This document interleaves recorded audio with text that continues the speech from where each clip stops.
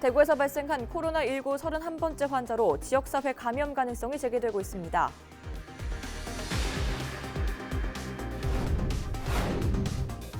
해당 환자는 확진 판정을 받기까지 공공장소를 다녀간 것으로 확인돼 시민들의 불안감이 큽니다.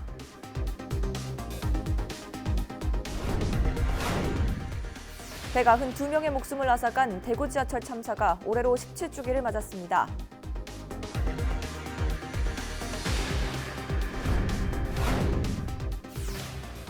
검찰이 경북 청송군청을 압수수색했습니다.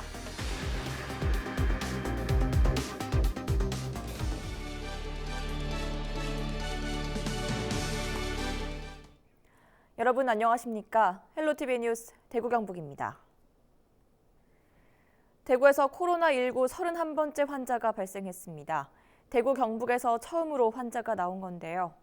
환자가 어쩌다 병에 걸렸는지 정확한 감염 경로는 아직 밝혀지지 않았습니다.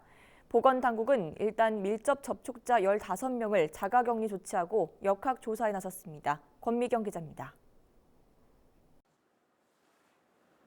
대구 서구에 사는 61살 여성. 교통사고를 당해 추성구 한방병원에 입원해 있던 중 폐렴 증상이 나타나 검사를 했더니 양성 판정을 받았습니다. 현재 대구의료원으로 옮겨져 격리 치료를 받고 있는데 기침만 할 뿐 상태는 안정적인 것으로 확인됐습니다. 우려할 점은 감염 경로가 불분명하다는 겁니다. 입원 다음 날부터 감기 증상이 나타났지만 해외에 다녀오지 않았기 때문에 병원에서도 코로나19 감염을 의심하지 못했습니다. 해외 병력이 전혀 없는 상황이고 사람 속에 있기 때문에 사람을 의심할 수밖에 없다. 그래도 의심이 가니까 원장님 빨리 병원에 보내자. 현재까지 파악된 밀접 접촉자는 가족과 직장 동료, 지인, 택시기사 등 15명으로 모두 자가 격리 조치됐습니다. 환자와 함께 생활한 남편과 아들은 아직까지 이상 증상을 보이지 않고 있습니다. 가족들은 자가 격리되었고요. 병원에 같이 입원했던 분들 그리고 이분이 2차례 갔던 교회에서의 접촉자 이런 부분들은 아직 상세히 파악되지 않았고 질병관리본부와 대구시는 병이 어떻게 시작됐는지 정확한 감염원과 감염 경로를 조사하는 동시에 환자의 구체적인 이동 경로, 접촉자 수 등을 파악하고 있습니다. 헬로티비 뉴스 권미경입니다. 코로나19 대구 첫 확진자는 병원과 교회, 호텔 뷔페 등 많은 시민이 오가는 공공장소를 다녀간 것으로 확인됐습니다. 전염병 청정 지역을 자부하던 영남권의 방역망이 뚫리면서 시민들의 불안감이 커지고 있습니다. 김선경 기자입니다. 대구 코로나19 확진자 한국인 여성 A씨가 입원해 있던 수성구의 한 병원입니다. A씨가 확진 판정을 받은 이후 문을 굳게 닫았습니다. A씨가 입원 중에 들린 남구의 한 교회와 동구 킴벨 호텔도 임시 휴업에 들어갔습니다. 생각지도 못했어요. 말로가 8,000명. 말은 그렇게 하더라고요. 지난 6일 교통사고를 당했던 이 여성은 입원 전 이틀 동안 동구에 있는 직장에 출근하기도 했습니다. 이후 교회 예배와 식당에 갈 때는 5차례에 걸쳐 택시를 타고 이동했다고 진술했습니다. 지역 방역막이 뚫렸다는 청천벽력 같은 소식에 시민들은 불안감을 감출 수 없습니다. 걱정되죠. 당연히 손도 깨끗이 씻고 마스크도 꼭 해야겠네. 안 그래도 우리 아저씨 보고 마스크 하라고 말하고 하는데. 전염병 청정 지역을 고수하던 영남권 지자체들은 비상이 걸렸습니다. 대구시와 질병관리본부는 A씨가 거쳐간 동선을 중심으로 방역 작업을 진행하는 한편 가족과 지인의 건강 상태를 확인하는 등 역학조사를 벌일 계획입니다. 직장 동료 4명, 지인 4명, 택시기사 5명에 대해서는 자가격리 중이며 코로나19 확인 검사를 시행 중에 있습니다. 현재까지 특별한 의심 증상은 발생하고 있지 않습니다. 전국을 휩쓸고 있는 코로나19 확산 여파에 지역사회가 술렁이고 있습니다. 헬로티비 뉴스 김성경입니다. 한편 코로나19 환자 가운데 전남에서 유일했던 22번 환자가 퇴원했습니다. 광주에 있는 16번 환자와 18번 환자의 상태도 호전되고 있는 것으로 알려지면서 전남 지역의 불안감은 다소 줄어들고 있는데요. 최근 중국 방문 이력이 없는 사람이 코로나19 확진 판정을 받으면서 조금 더 주의가 필요해 보입니다. 보도에 박종호 기자입니다. 지난 17일 오전 11시 20분쯤 코로나19 22번째 환자가 퇴원했습니다. 22번째 환자는 지난 15일 완치 판정을 받고 의료진이 최종 상태를 확인한 것으로 알려졌습니다.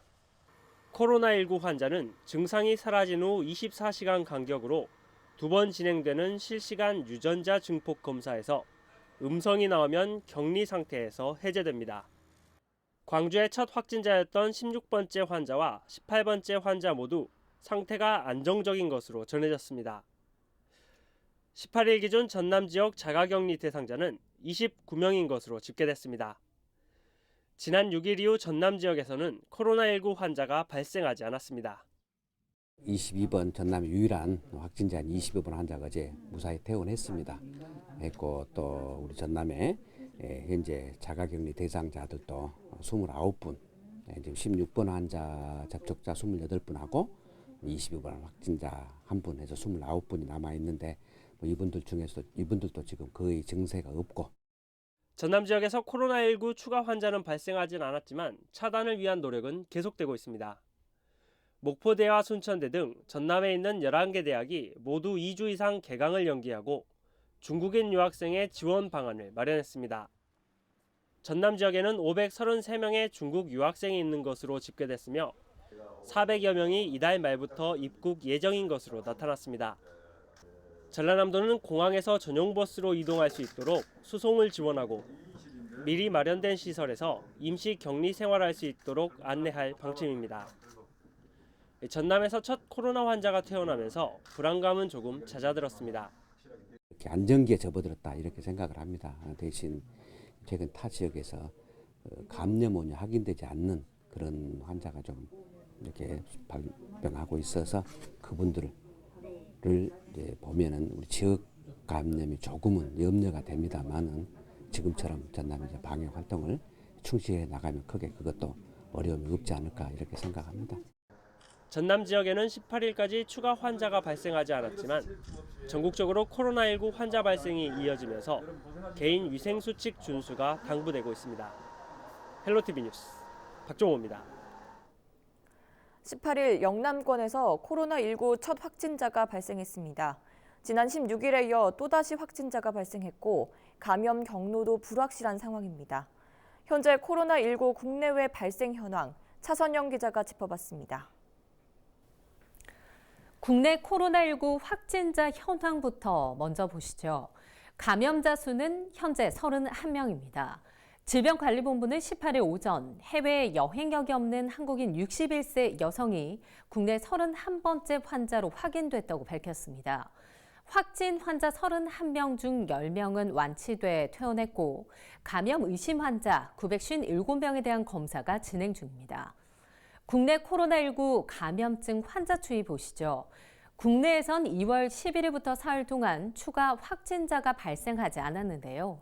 16일 29번째, 30번째 확진자 발생 이후 18일 31번째 환자가 발생했습니다. 문제는 세 환자 모두 해외 여행력이 없고 다른 확진자와 접촉한 적이 없어 감염 경로가 불분명한 상황입니다.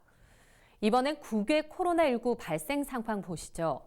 18일 오전 9시 기준으로 코로나19 감염자는 73,295명, 사망자는 1,873명으로 전날에 비해 98명 늘어났습니다. 감염자와 사망자 대다수는 중국에서 발생하고 있는데요. 중국 감염자 수는 7만 2천여 명, 사망자가 1,800여 명에 달합니다.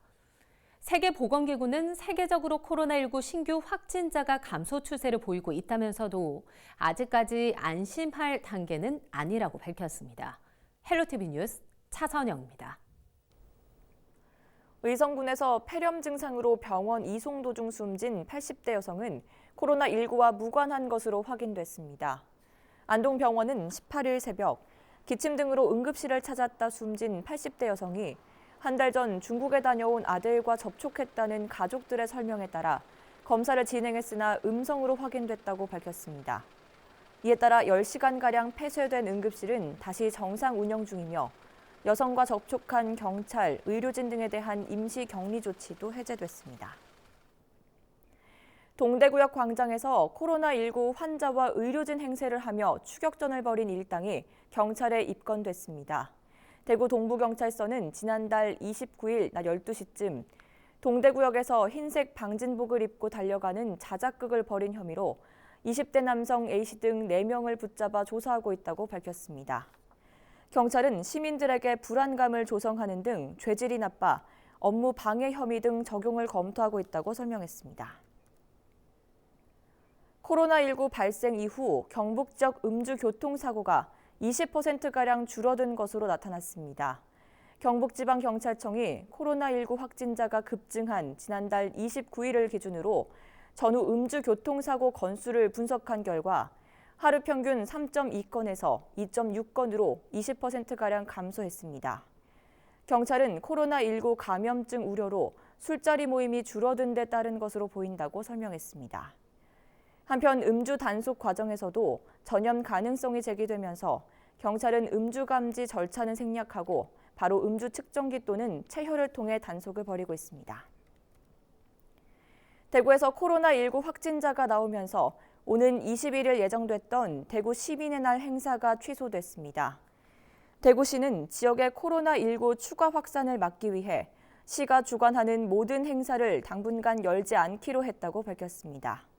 또 다음 달 8일 예정된 아이돌 참가 콘서트 등 민간 행사 개최도 취소를 권고할 방침입니다. 정부가 최근 코로나19 확산 방지를 위해 특집 방송을 이어가고 있는 케이블 TV 지역 채널에 감사의 뜻을 전했습니다. 장석영 과학기술정보통신부 제2차관은 18일 서울 마포구 상암동 LG헬로비전 본사를 방문해 코로나19 관련 지역 채널 뉴스 제작 현장을 둘러보고 케이블 TV 업계의 대응 현황과 애로사항을 살폈습니다. 장석영 차관은 주요 재난 상황 발생 시 지역사회에 기반한 케이블 TV 지역 채널 역할이 더 중요해지고 있다며 앞으로도 지역사회와 긴밀한 협력을 통해 지역 주민의 안전을 챙겨달라고 당부했습니다. LG헬로비전은 지난달 국내 첫 코로나19 확진자 발생 후 비상재난방송 체제에 돌입해 지역 밀착형 특집 뉴스와 관련 대담 프로그램 제작을 이어오고 있습니다. 특히 다국어 자막 방송을 통해 코로나19 확진자 현황과 주 예방법 등을 24시간 전달 중입니다.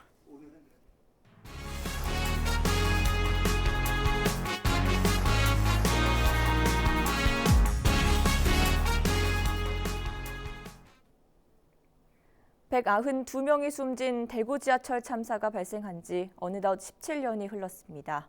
하지만 추모 사업은 미완의 상태, 부상자 심리치료 지원도 이제 막 시작됐습니다.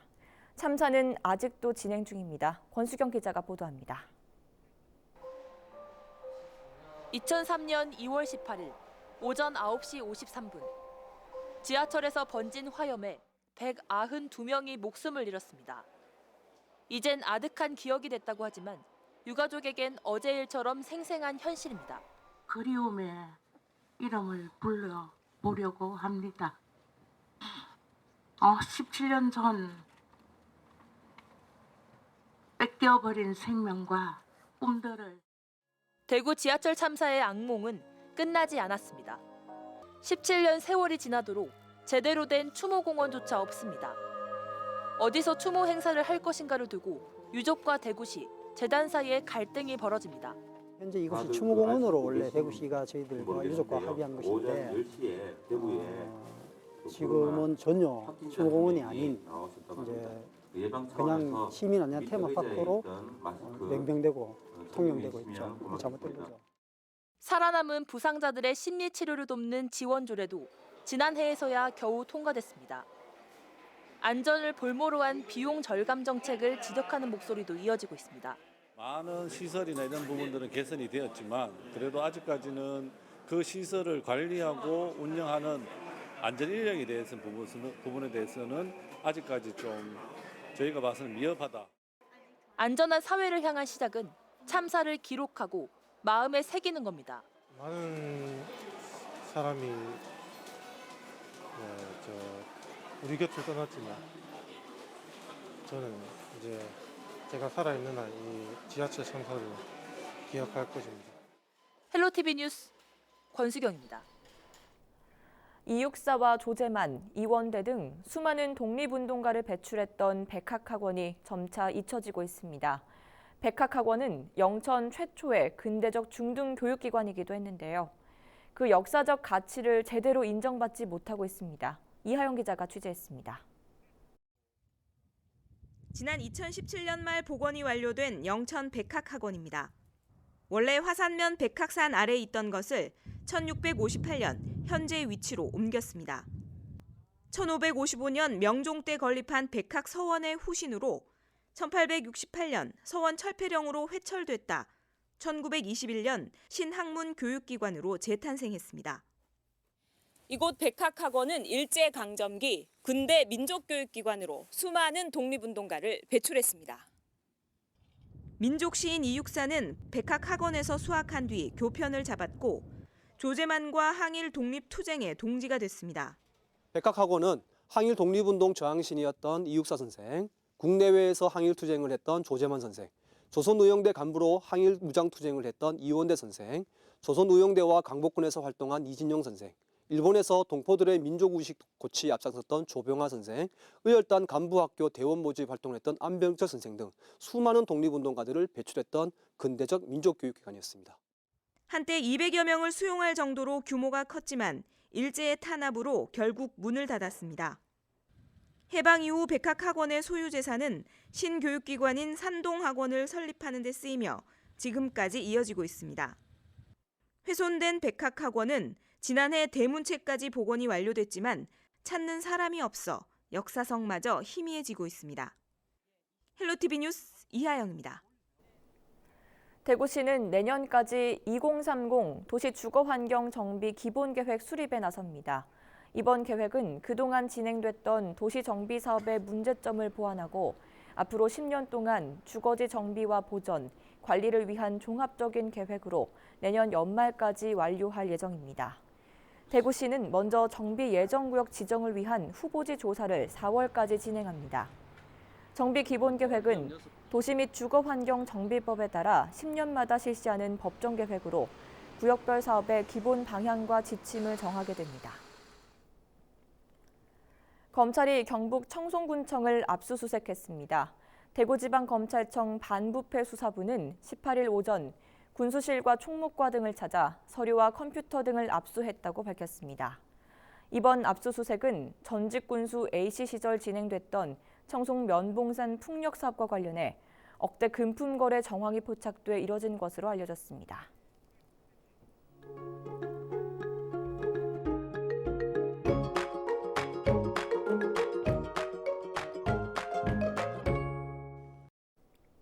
수요일 우리 지역은 아침 기온이 영하권에 머물며 춥겠지만 한낮 기온이 다소 오르면서 비교적 맑고 포근한 날씨가 이어지겠습니다. 자세한 날씨 전해드립니다. 19일 수요일 날씨입니다. 우리 지역 아침 기온은 영하 5도, 한낮 최고 기온은 10도가 예상됩니다.